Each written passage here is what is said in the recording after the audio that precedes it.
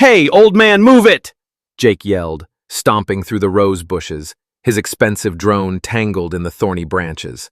Arthur Bennett, 78, carefully pulled a broken birdhouse from his lap, his worn hands trembling slightly. "You busted my roses!" Jake pointed at the damaged bush, ignoring the birdhouse. Arthur looked up, his eyes a faded blue, a silent apology in his gaze. Jake scoffed. "What? You deaf too? Look, old-timer, this is a top-of-the-line drone," Jake snapped, reaching for the entangled device without care. "You probably don't even know what this is. Just hand it over before you break it worse."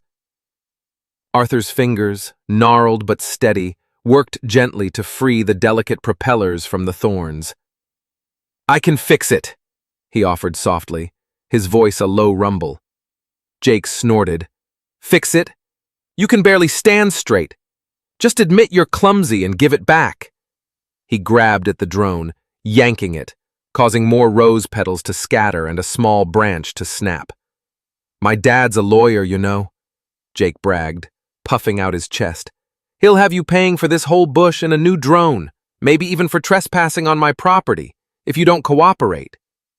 He pulled out his phone, holding it up menacingly. "Think this is a joke? I'm calling him, and maybe the police, for damaging my property. You look like you're always causing trouble out here." Mrs. Jenkins, peering through her lace curtains, bit her lip. She recognized Mr. Bennett's quiet patience, a stark contrast to the boy's brashness. Mr. Chen, watering his own perfectly manicured lawn, paused, his brow furrowed. He didn't like the look of things. Moments later, the wail of a siren pierced the peaceful afternoon.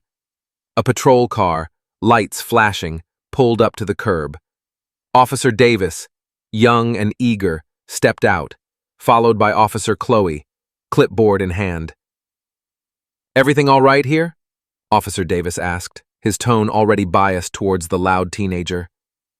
"This old man," Jake began, pointing dramatically at Arthur. "He damaged my drone and my roses. He's totally uncooperative." Officer Chloe approached Arthur.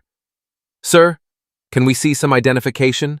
she asked, her voice tight with thinly veiled impatience. Arthur calmly reached into his pocket, pulling out his wallet. His movements were slow, deliberate. "Property damage is a serious offense, sir," Officer Davis added, leaning against the patrol car, a smirk playing on his lips. "Sounds like you need to stick to your knitting." Arthur handed over his ID, his gaze meeting theirs without flinching. He said nothing, just waited. "Arthur Bennett, huh? You live alone, Mr. Bennett?" Officer Davis asked, scanning the ID card. He glanced around the slightly overgrown garden, judging. "This place seen better days. You got family who looks in on you?" Officer Chloe walked closer to the rose bush, her boot nudging a snapped branch. "This drone's pretty busted, and these roses look expensive. What were you even doing out here, sir? Just, messing with the bushes?" Arthur's gaze drifted to the broken birdhouse still resting near his feet. "Fixing," he murmured, his voice barely audible. "For the sparrows." Officer Davis chuckled. "Sparrows, right. Look, we've got a complaint about property damage. This isn't some backyard hobby club." He kicked lightly at the old wooden gate. A faint, faded tattoo of a soaring eagle was just visible on Arthur's forearm as he instinctively clenched his fist. Jake chimed in. "Yeah," he looked confused, probably didn't even know what he was doing. Arthur's steady eyes met Jake's, a flicker of something ancient passing through them. He reached into his worn wallet again, pulling out a small, folded piece of paper. Not the ID, but something else. He started to unfold it, then paused, tucking it back away without showing them. His hand trembled almost imperceptibly. "Sir, you need to cooperate," Officer Chloe warned, her tone sharpening. "Are you refusing to answer questions? We can take you down to the station if you'd prefer." Mrs. Jenkins, unable to bear it, stepped out onto her porch. "Officers, please! Mr. Bennett is a veteran. He served our country." Officer Davis waved her off. "Ma'am, this is a police matter. Please return inside. We're handling this. He's just being uncooperative. Arthur slowly lowered himself onto a worn garden bench under a sparse apple tree. His back was straight, his shoulders square, but the small limp became more pronounced as he sat. He looked at the horizon, his face etched with lines that told stories the officers couldn't read. Officer Davis leaned against their patrol car, sipping from a water bottle. "Betty thinks he's some kind of tough guy," he muttered to Officer Chloe, low enough for Arthur to hear. Arthur remained still, his breathing measured. He had waited in far worse places, for far longer. He simply waited.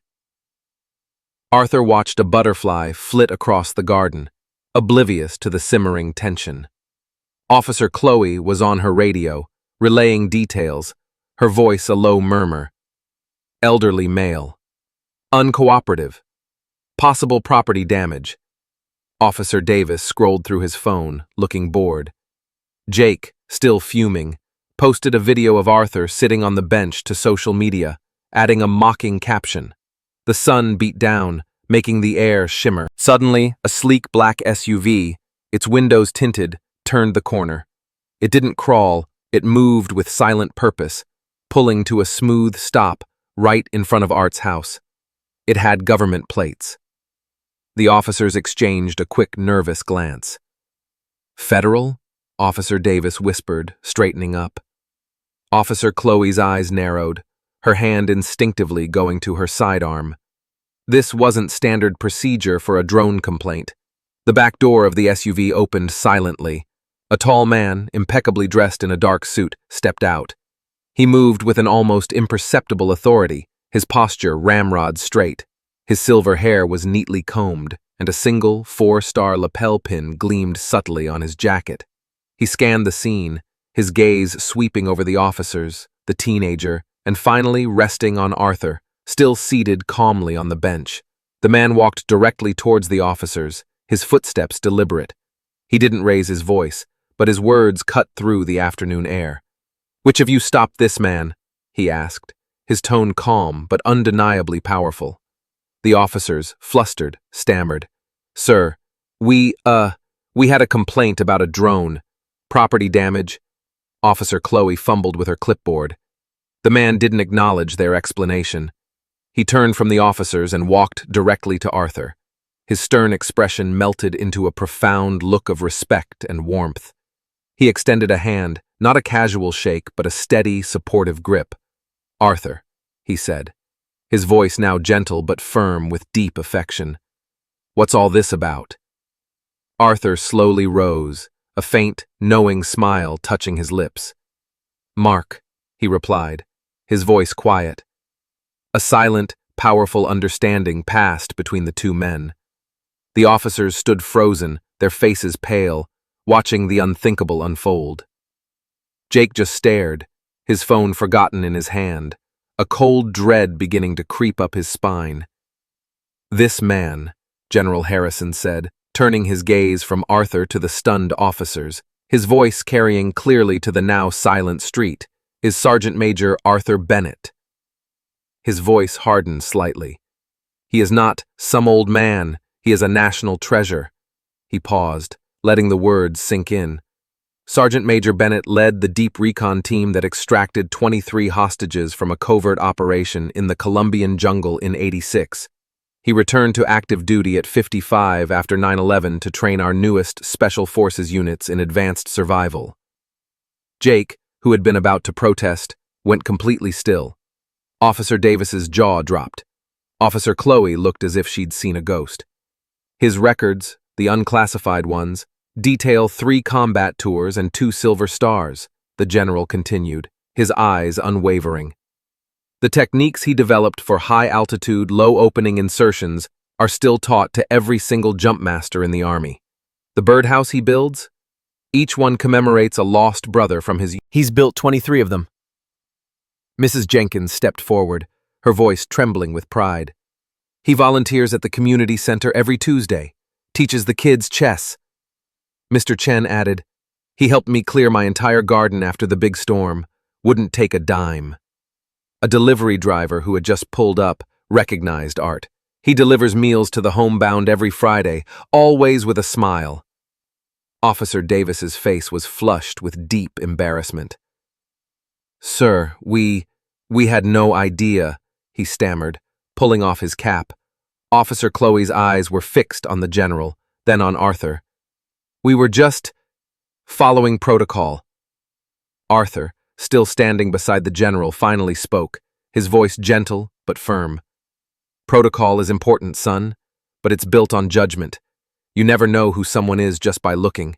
That's why respect comes first, not last." The general nodded, a profound understanding passing between them. He offered Arthur a salute, which Arthur quietly returned. The silence from the crowd was absolute. Jake, the teenager, quietly, almost imperceptibly, put his phone away. Not every hero wears a uniform you can see. Many walk among us, quietly, humbly, their courage shaping our world in unseen ways. This is Quiet Soldier Stories. We believe true honor never fades. If Arthur's journey resonated, if it reminded you to look deeper, then join our community. Hit that subscribe button and share this story. Let's remember, you never know who you're stopping.